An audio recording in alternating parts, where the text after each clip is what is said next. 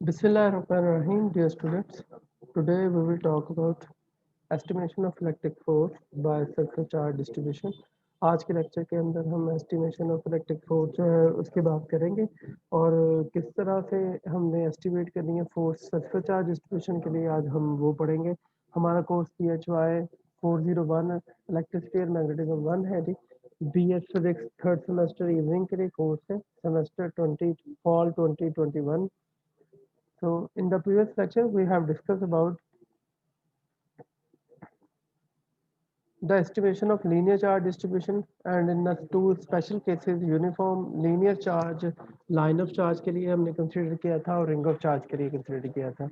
जबकि आज जो है हम अपने लेक्चर के अंदर force estimation for surface charge distribution के लिए प्रोसेस सारा पढ़ेंगे और फोर्स को कंप्यूट करेंगे।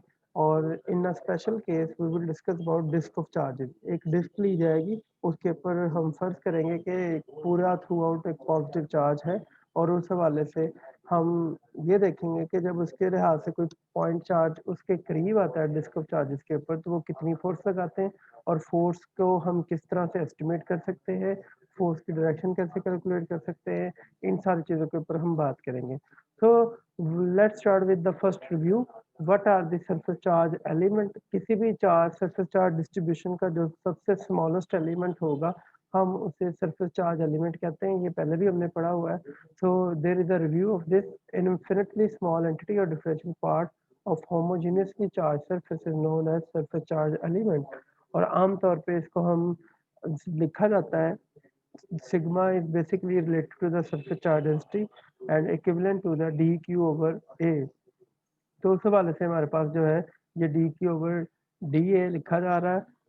तो ये आपकी सरफेस चार्ज डेंसिटी होती है। अगर डिफरेंशियल चार्ज हो और लाइन एलिमेंट एरिया एलिमेंट हो तो उस हवाले से हमारे पास जो सिग्मा होगा that will become D Q over D A आ जाएगा। So suppose we have different situation just like you can say. आपने लास्ट टाइम भी हमने डिस्कस किया हुआ था इसी स्लाइड के ऊपर कि हमारे पास एक सर्कुलर पाथ है, उसके ऊपर हमने स्मॉल एरिया पैच ले लिया है। तो उसके बारे में हम कह सकते हैं कि ये डी क्यू जो है टोटल चार्ज इसके ऊपर कितना है इस एरिया एलिमेंट के ऊपर, that will be the product of sigma multiply by the area element. तो D Q is equal to sigma D A. उस हवाले से हम ये डिफाइन कर सकते हैं जो एरिया एलिमेंट है वो किस तरह से रिलेट करता है एक्स एक्सिस वाई एक्सिस और जी एक्सिस के हिसाब से। तो ये प्लेन है और ये प्लेन जो है वो डिपेंड करेगी कि ये एक्स वाई प्लेन में, वाई जी प्लेन में या जेड एक्स प्लेन में।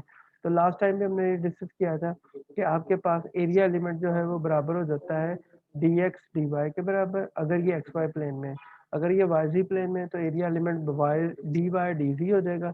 अगर ये आपके पास एरिया जो है वो प्लेन में है जेड एक्स के अंदर तो ये जेड एक्स के हिसाब से किया जा सकता है। सो उस सेंस के अंदर हमारे पास जो है ये डी क्यू की वैल्यू डी ए की वैल्यू चेंज होती रहेगी जिसकी वजह पर डी की वैल्यू चेंज हो सकती है। Similarly we can also estimate the total charge. और चार्ज के लिए वैल्यू जो है वो बहुत ईजी है। अगर एक्स वाई प्लेन के लिए होगा तो चार्ज यूं लिया जाएगा। अगर आपके पास जो है वाई जी प्लेन है तो चार्ज की वैल्यू हम यूं कंप्यूट कर सकते हैं जैसा कि हमने लास्ट लेक्चर में भी पढ़ा हुआ है।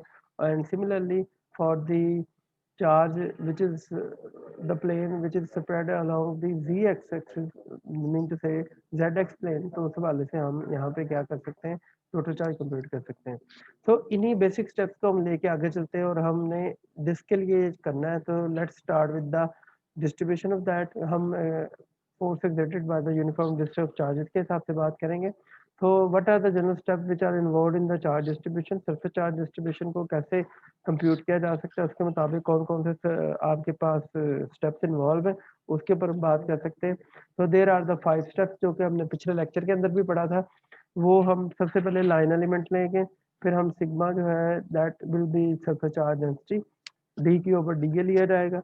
फिर चार्ज एलिमेंट लिया जाएगा D Q is equal to sigma और multiply by the D A.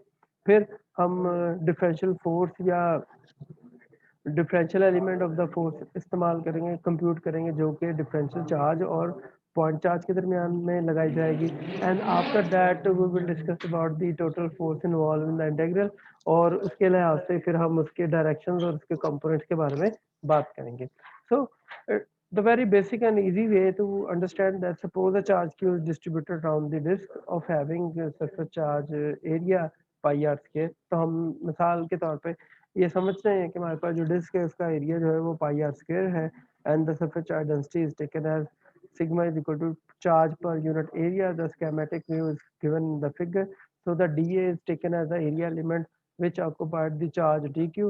So mathematically we can define as dq is equal to sigma dA. That is our first step. As you can see that we have axis here, x-axis, y-axis and z-axis.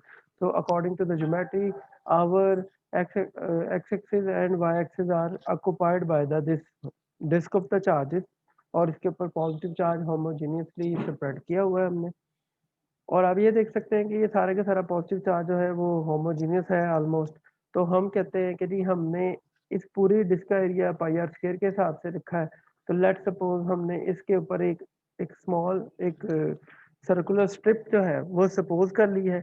ये जो circular strip है इसका जो area element है वो किस तरह compute किया जा सकता है, आप इस दोनों साइड्स के ऊपर क्या कर लें, डिफरेंशियल अप्लाई कर लें। तो जैसे ही आप यहाँ पे डिफरेंशियल अप्लाई करेंगे तो डी ए और डी पाई आर स्क्वायर, तो जो डिफरेंशियल जो होता है just like behave as a derivative, तो वो कांस्टेंट के छोड़ के वेरिएबल्स को डेरिवेटिव के तौर पे बिहेव करता है। तो area is basically the variable for this face, so that's why this is the differential area. ये पाई वैसे का वैसे ही रहेगा, डी इस पे अप्लाई होगा तो it's just like the same as you are taking the derivative R square. तो क्या होगा जी, पावर एक नीचे आ जाती है, ये टू आ जाएगा, पावर एक कम हो जाएगी तो टू माइनस वन वन आ जाएगा, तो आर आ गया। और इसी का दोबारा डेरिवेटिव ले लिया जाएगा तो वो आपके पास क्या आ जाएगा जी, डी आर आ जाएगा। तो this is the same way हम लिख सकते हैं कि एरिया एलिमेंट जो है वो two pi R D R के बराबर है। बट इन दिस केस हम आर को, क्योंकि ये टोटल आर है और इस डी आर से अलहदा रखना चाहते हैं, तो इसलिए हमने क्या किया हुआ है, इसको ये नहीं ले रहे बल्कि D A is equal to two pi W and D W लिया जा रहा है, या ओमेगा भी कह सकते हैं आप, तो आपकी मर्जी है। आप two pi omega D omega ले रहे हैं तो it's mean we are taking the circular strip value as two pi omega D omega लिया जा रहा है, और उसके हवाले से आपके पास ये किया जा रहा है कि ये जो टोटल वे है यहाँ से लेके यहाँ तक का डिस्टेंस वो ओमेगा है, जबकि ये जो पैच की विड्थ है that is the D omega. तो द ओवरऑल चार्ज डिस्ट्रीब्यूशन जो इक्वेशन नंबर वन है वो क्या बन जाएगी आपके पास, D Q is equal to sigma two pi omega D omega के हिसाब से ले ली जा सकती है। तो अगर हम देखा जाए कि किस तरह से पैरामीटर डिफाइन किए जा सकते हैं, सो सपोज आपके पास ये डिस्क ऑफ चार्जेस थी और आपके पास ये चार्ज टेस्ट चार्ज के तौर पे आया है और इसके साथ इंटरेक्ट करता है तो ये जो टेस्ट चार्ज है इसकी position with respect to the disc of charge जो है वो हमारे पास है जी जी। जबकि आपके पास जो इस स्ट्रिप सर्कुलर स्ट्रिप का जो आपके पास पोजीशन है with respect to Q naught वो क्या बनती है जी, आर बनती है। और इसके सेंटर से लेके इस स्ट्रिप के तक के सेंटर का जो डिस्टेंस है वो हमने ओमेगा ले लिया। तो in this way we can say that कि डी ओमेगा जो है इस स्ट्रिप की चौड़ाई है जितनी हमने चौड़ी स्ट्रिप ली हुई है। तो यू कैन से हियर दैट कि आपके पास ये जो ओमेगा और डी ओमेगा है ये इसके मुताबिक कंप्यूट की जा सकती है। So the force acting between the charge element and the point charge can be computed as df is equal to 1 over 4 pi epsilon naught. So we have here q1 q2 और r square. यहाँ पे q1 की जगह हमने dq ले लिया है, q2 की जगह q नॉट ले लिया है, वही स्ट्रक्चर रहेगा। आपको याद होगा लास्ट स्लाइड के अंदर हमने ये वैल्यू निकाली है dq की, क्वेश्चन नंबर वन, उसकी वैल्यू पुट करेंगे तो ये आपके पास वैल्यू आ जाएगी for this particular case. Question number two develop होने के साथ ही हम टोटल मैग्नीट्यूड निकाल सके इसको इंटीग्रेट करने के लिए, बट उसकी ज़रूरत नहीं है। हम किसकी तरफ जा रहे हैं जी, हम इनके दरमियान डायरेक्शन निकालने की कोशिश करेंगे। तो the direction can be computed by using this formula. To compute the direction of the force, symmetry operation is applied. That is, the suppose another charge element on the disk. Just yes, you can say here. यहाँ पे आप देख भी सकते हैं कि ये इसके दरमियान है और ये, तो इसका मतलब एक यहाँ पे चार्ज एलिमेंट था और ये सर्कुलर स्ट्रिप लेने से तो ऑब्वियसली सिमेट्री आ जाती है, तो उस हवाले से हमें कोई प्रॉब्लम नहीं होगा।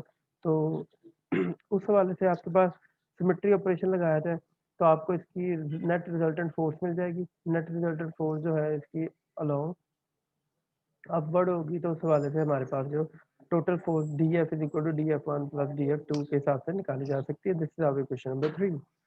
So let's suppose in a vector form or in a arrows form you can say here df1 df2 और ये इसकी वेक्टर रेजोल्यूशन है. लास्ट टाइम भी आपको याद होगा हमने की है, तो आई थिंक इसमें कोई बड़ी बात नहीं है, आपको याद है सारी चीज़ें. तो ये एक दूसरे को कैंसिल आउट कर देते हैं, सिर्फ अलोंग जो है वो जी एक्सिस आपके पास फोर्सेज रह जाती हैं.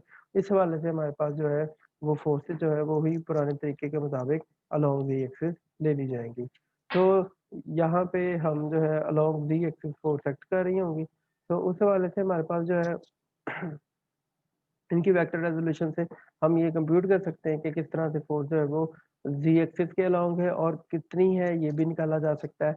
अगर आप इस फार्मूला की तरफ देखें तो आपको याद होगा लास्ट टाइम भी हमने डिस्कस किया था कि इसी इक्वेशन नंबर 4 को सॉल्व करने के दो तरीके हैं, बट हम एक सिंपल मेथड की तरफ जाते होते हैं जो कि सिंगल वेरिएबल के ऊपर डिपेंड करता है और वहां से हम इसको कंप्यूट कर सकते हैं. तो D F C is equal to आपके पास simply D F C is equal to D F one cos theta है.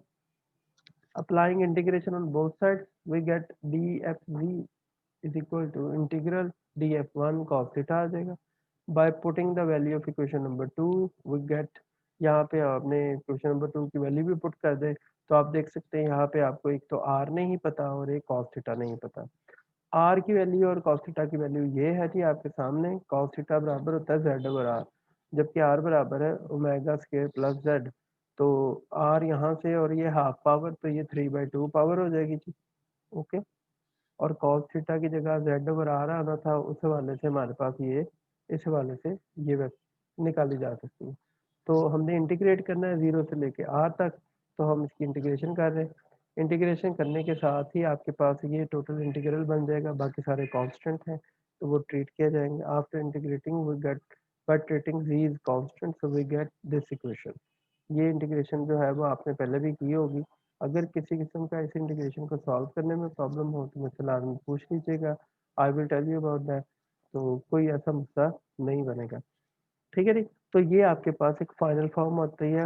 वो फोर्स है जो कि जी एक्सिस के अलोंग है. जब आपकी जो डिस्क है वो फोर्स एक्सर्ट करती है और पॉइंट चार्ज जो कि जी एक्सिस पे मौजूद होगा. कॉमन सेंस ये बता रही है कि अगर पॉइंट चार्ज वाई एक्सिस पे होता और तो फिर आपके पास जो है ये वैल्यूज चेंज हो जानी है. अगर एक्स एक्सिस पे होता तो वो चेंज हो जाएंगी. तो डिपेंड करता है कि आपकी जो डिस्क है और आपके जो प्लेन है वो किस तरह से ओरिएंटेड है. मैं उम्मीद करता हूँ कि आपको इस लेक्चर की समझ आई होगी.